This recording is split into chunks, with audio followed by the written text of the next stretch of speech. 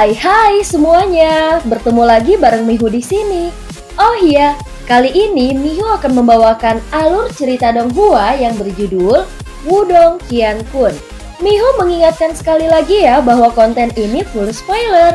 Tanpa lama-lama lagi, yuk langsung aja kita masuk ke isi ceritanya. Melanjutkan dari kisah sebelumnya. Perasaan intens yang luar biasa tiba-tiba mulai menyebar setelah raungan dari murid-murid Sekte Do bergema di atas medan berbatu. Yuanchang memandangi murid-murid Sekte Do yang bersemangat di kejauhan. Sudut mulutnya terangkat menjadi senyum mengejek. Segera setelah itu dia melambaikan tangannya dengan sikap acuh tak acuh. Lakukan. Suaranya baru saja memudar ketika beberapa fluktuasi kekuatan Yuan yang agung mulai meletus dari masa hitam murid gerbang Yuan di belakangnya. Tatapan yang berisi ketidakramahan terkunci ke depan mereka satu persatu. 6 jenderal roh gerbang Yuan adalah yang pertama bergegas maju dari belakang Yuanchang. Di belakang mereka, para murid gerbang Yuan mengikuti dengan cermat seperti air banjir. Melihat ini, mata King Ye merah saat dia menyaksikan air banjir seperti murid gerbang Yuan melonjak ke depan. Saat raungan yang dalam muncul dari tenggorokannya. Pada saat berikutnya, tubuhnya telah memimpin untuk maju. Suasana bermusuhan di tempat itu hancur setelah serangan dari para murid bermata merah dari kedua sisi. Niat membunuh yang kental dan suara pertempuran naik ke langit. Tatapan sekitarnya yang tak terhitung jumlahnya mengandung keterkejutan. Aura pembunuhan yang mengerikan menyebar pada tabrakan mereka. Setelah itu, Yuan Power yang besar dan perkasa dengan liar terbentang. Banyak seni bela diri yang kuat dilepaskan dalam sekejap. Akhirnya mereka dengan kejam bertabrakan dengan musuh di depan. Tidak ada lagi bekas kasihan pada saat ini.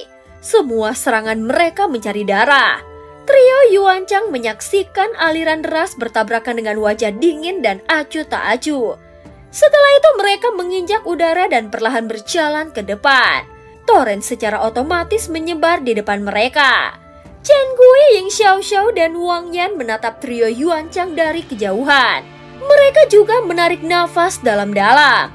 Segera setelah itu, tubuh mereka bergerak berubah menjadi sinar cahaya saat mereka bergegas keluar. Kau berurusan dengan Chen Gui, seharusnya tidak ada masalah kan? Saat ini banyak orang berpikir bahwa kau tidak dapat menanganinya. Ling Zhen tersenyum menggoda pada Yuanchang dan berkata, tidak akan ada lagi orang yang percaya hal seperti itu di masa depan. Ucap Yuanchang dengan acuh tak acuh menjawab, serahkan Wang Yan padaku. Kali ini aku tidak akan membiarkan dia melarikan diri. Lei Qian dengan sinis menatap Wang Yan dan berkata, kalau begitu, aku akan berurusan dengan Ying Xiaoxiao. Sangat disayangkan bahwa keindahan seperti itu harus dihancurkan. Benar-benar masalah yang disesalkan. Ling Zhen mengipasi kipas lipat di tangannya dan berkata sambil menyeringai. Berhentilah mengatakan omong kosong. Serang dan habisi mereka dengan cepat. Yuanchang sedikit mengerinyit dan berteriak dengan ringan. Tubuhnya melesat keluar berubah menjadi sinar cahaya yang menghalangi Chen Gui. Selanjutnya, Ling Zhen dan Lei Qian bergerak pada saat yang sama dan muncul di depan Ying Xiaoxiao dan Wang Yan masing-masing. Wang Yan, sebentar lagi aku akan melihat apakah kau masih memiliki wajah untuk bertindak arogan di hadapanku.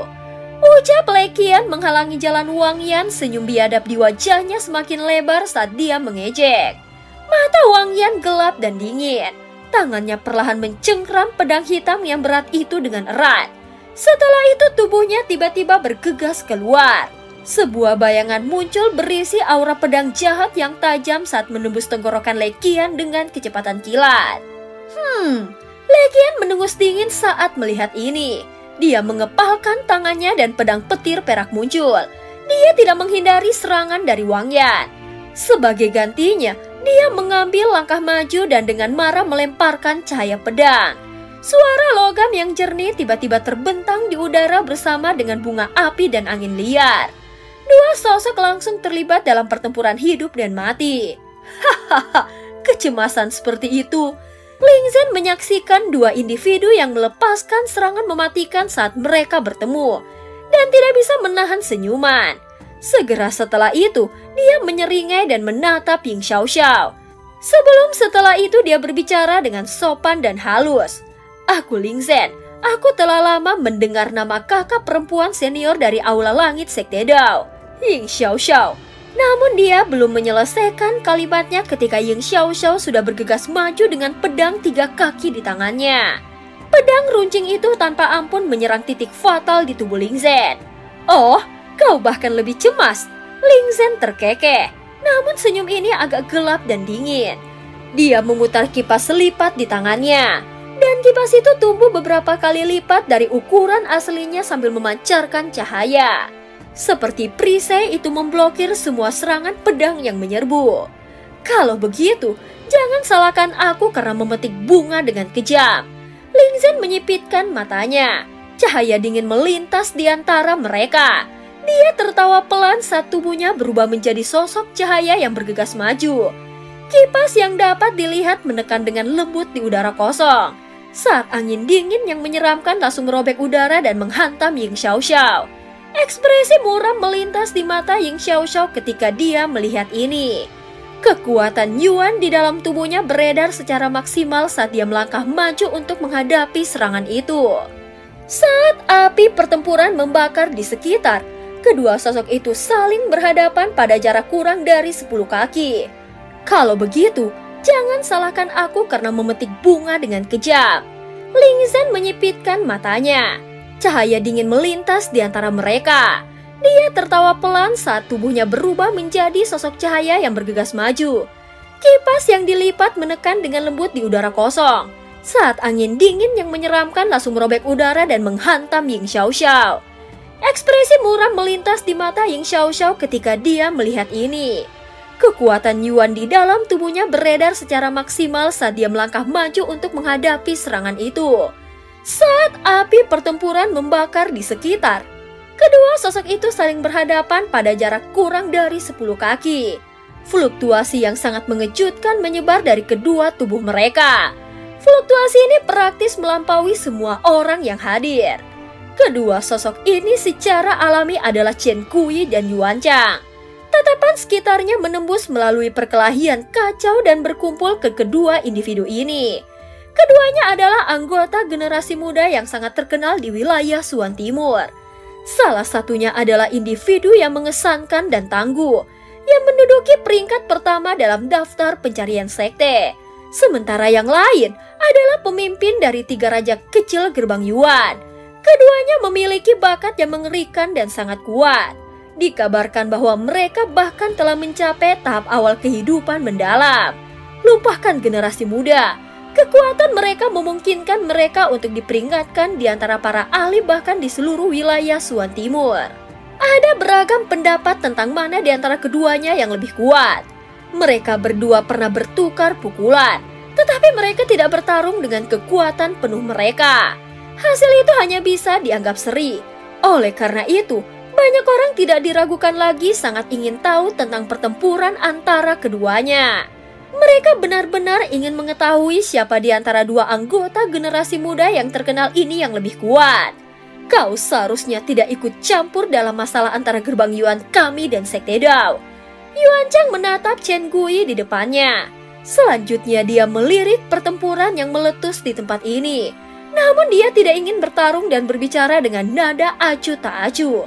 Hahaha, aku bisa melakukan apapun yang aku mau tanpa meminta pendapatmu. Topeng hantu yang dikenakan Chen Gui tampak agak mengerikan saat dia menjawab dengan sedikit tertawa. Karena dia bisa menjadi orang nomor 1 dalam daftar pencarian sekte, dia jelas bukan orang biasa. Orang lain mungkin takut pada Yuan Chang, tetapi dia jelas tidak. Yuan Chang tanpa sadar menggelengkan kepalanya ketika dia mendengar ini. Aura dingin di matanya perlahan menjadi lebih dingin. Saat itu, kami bertengkar singkat dan terburu-buru, dan aku benar-benar belum cukup. Karena kita masih bertemu hari ini, mari kita akhiri, ucap Yuan Chang. Dengan senang hati, aku akan menemanimu, ucap Chen Gui. Yuan Chang tersenyum acuh tak acuh. Dia perlahan merentangkan tangannya. Segera gelombang Yuan Power yang sangat mengejutkan melonjak keluar dari tubuhnya seperti air banjir. Mata Chen Gui berbinar ketika dia melihat ini. Segera kekuatan Yuan hitam keabu-abuan yang mengerikan yang dipenuhi dengan aura yin gelap melonjak keluar dari tubuhnya dan berubah menjadi awan yang mengerikan. Keduanya telah mencapai tahap kehidupan mendalam awal. Kekuatan Yuan yang besar dan perkasa itu tidak diragukan lagi berkali-kali lebih kuat dari murid-murid lainnya. Percayalah, kau akan menyesali keputusanmu hari ini. Yuan Chang perlahan mengepalkan tangannya. Pedang logam hitam yang sangat sederhana melintas dan muncul. Dia menatap Chen Gui saat cahaya yang tidak biasa berkedip di matanya. Mungkin terlalu dini untuk mengatakan kata-kata seperti itu. Chen Gui mengepalkan tangannya.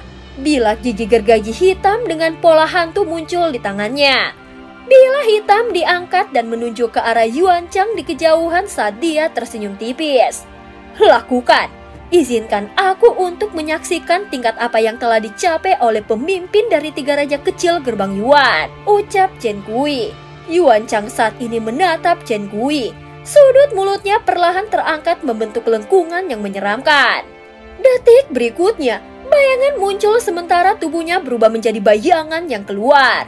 Kekuatan Yuan mengerikan bersiul dalam sekejap. Pertarungannya mengejutkan langsung dimulai. Pada saat ini gelombang Yuan Power yang mengamuk tak tertandingi dengan liar membentang di seluruh area. Medan berbatu yang luas saat ini dalam kekacauan total. Pertempuran kacau seperti itu hanya bisa digambarkan dengan satu kata putus asa. Cahaya merah tua yang padat muncul dari medan perang. Ying Huan juga duduk di tengah kumpulan cahaya ini. Sitar ponik surgawinya yang berwarna merah diletakkan di atas lututnya. Sepasang tangan seperti batu giok yang halus dan sempurna berkilauan dengan fluoresensi samar saat mereka mendarat di sitar. Saat ini ada orang yang dengan senyum dingin berdiri di depan Ying Huan. Mereka berdua adalah Jenderal Roh Gerbang Yuan dan sudah melangkah ke tahap 9 Yuan Nirvana.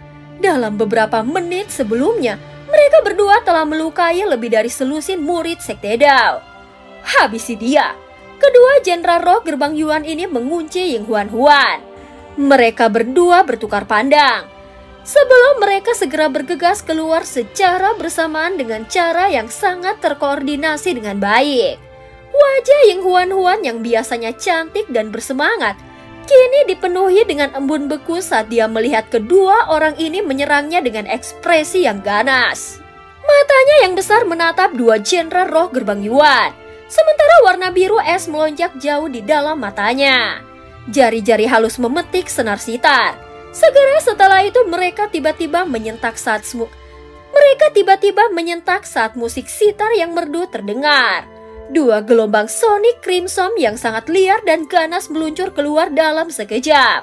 Mereka memiliki kecepatan yang sangat mengejutkan saat mereka dengan ganas menabrak dua sosok yang sedang menyerbu. Gelombang sonik meledak di tubuh dua Jenderal Gerbang Yuan. Ying Huan saat ini juga telah membuat terobosan ke tahap 9 Yuan Nirvana beberapa hari yang lalu. Dengan bantuan sitar ponik surgawi yang dimilikinya, dia sudah mampu menghentikan dua Jenderal Roh Gerbang Yuan sendirian. Kalian berdua sekarang akan membayar untuk menyakiti murid Sekte Daoku. Aura dingin menutupi wajah Ying Huan. Matanya sedingin es saat dia mengamati dua orang yang memiliki kejutan di wajah mereka. Segera setelah itu tangan halus itu tiba-tiba jatuh. Dan cahaya merah tua yang bercampur dengan gelombang sonik jernih bergema.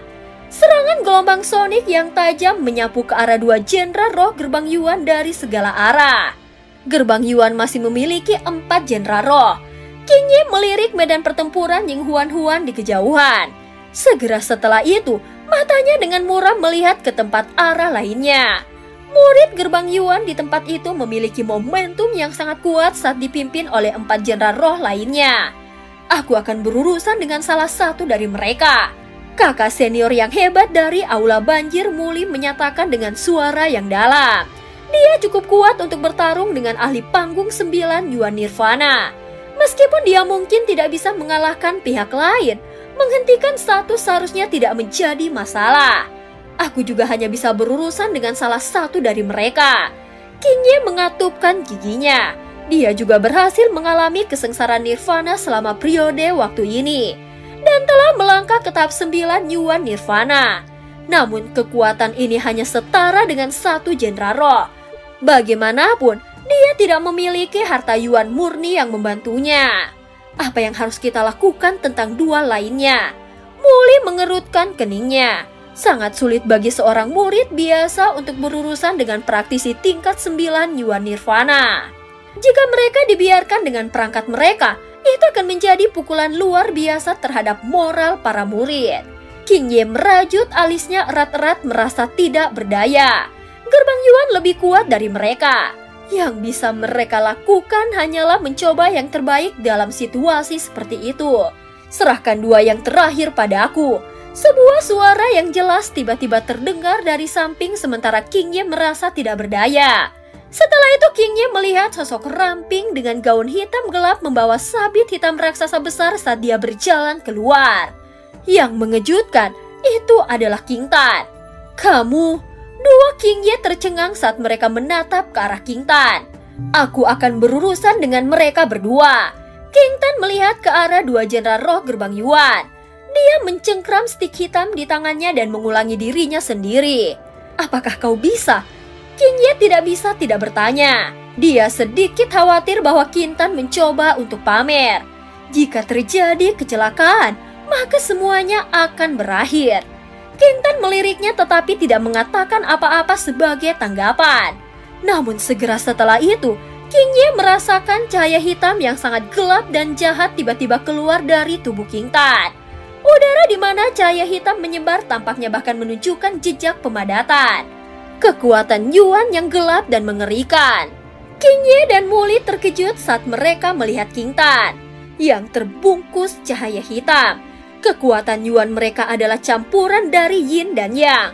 Namun kekuatan Yuan King Tan adalah Yin yang sangat murni. Aku akan maju. King Tan tidak punya niat untuk menunda. Setelah mengucapkan kata-kata itu, sosoknya yang cantik berubah menjadi kilatan cahaya hitam saat dia keluar. Segera dia menyapu ke arah dua Jenderal Roh Gerbang Yuan tersebut. Hah, dari mana gadis kecil ini berasal? Kau mencari kematian. Kedua Jenderal Roh itu langsung tertawa marah ketika mereka melihat bahwa King Tan benar-benar berani menyerang mereka. Mereka bergerak dan menerkam seperti harimau dan macan tutul. Angin palem yang ganas dan tidak terkendali menyelimuti tubuh King Tan. King Tan tidak mundur dalam menghadapi serangan mereka. Kilatan dingin yang aneh dan berkedip pada stik hitam di tangannya dan tiba-tiba membelah ke depan pada saat berikutnya. Tongkat itu menyerang. Itu mungkin untuk melihat ruang di depannya terkoyak saat retakan terbentuk. Dalam sekejap, bila tajam itu muncul di atas kepala seorang Jenderal Roh. Tampaknya serangan King Tan telah menembus ruang angkasa. Cahaya pedang melesat keluar dari samping dan memblokir bila yang turun. Baru saat itulah Jenderal Roh mundur dengan panik. Namun sepotong daging di atas kepalanya sudah dibelah. Segera darah segar mulai mengalir ke bawah. Hati-hati, stik di tangannya agak aneh. Mata Jenderal Roh lainnya mengeras saat melihat ini dan berteriak dengan suara yang rendah.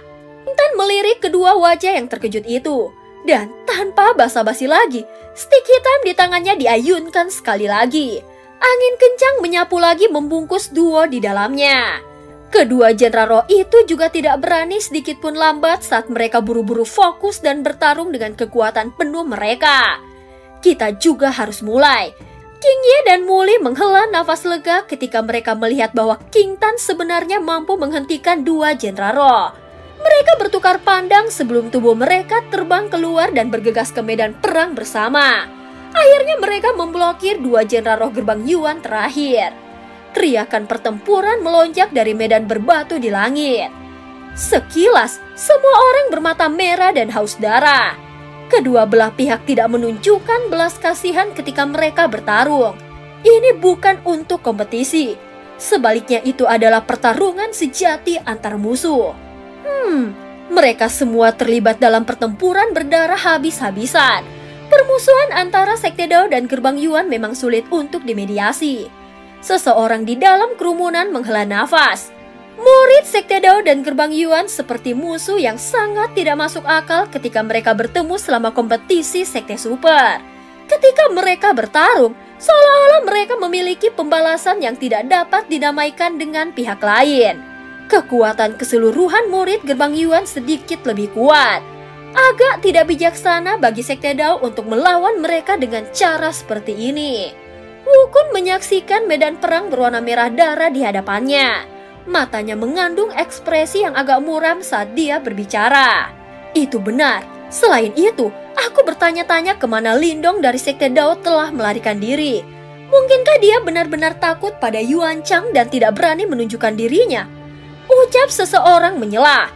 Kakak Lindong tidak takut pada Yuan Chang. Ucap Suruo di sampingnya segera mengeluarkan bantahan saat suara itu terdengar. Orang itu memiringkan kepalanya untuk melihat Suruo yang memiliki sedikit kemarahan di wajahnya yang cantik. Segera dia tertawa kering dan tidak berani berbicara lebih jauh. Mata Suruo beralih ke medan pertempuran di bawah. Pertarungan di sana sangat tragis. Kematian dan cedera secara bertahap muncul di antara murid-murid Sekte Dao. Pertempuran paling kritis masih antara Chen Gui dan Yuan Chang. Wukun mengangkat kepalanya dan melihat ke arah langit di atas. Kekuatan Yuan mengerikan melonjak keluar dari tempat itu saat dua sosok seperti hantu saling bersilangan dengan kecepatan yang sangat cepat. Suara seperti guntur rendah bisa terdengar setiap kali mereka bertabrakan. Kakak Wukun, siapa yang memiliki peluang menang lebih tinggi? Ucap seorang murid bertanya. Wukun sedikit ragu ketika mendengar ini. Baru kemudian dia menjawab.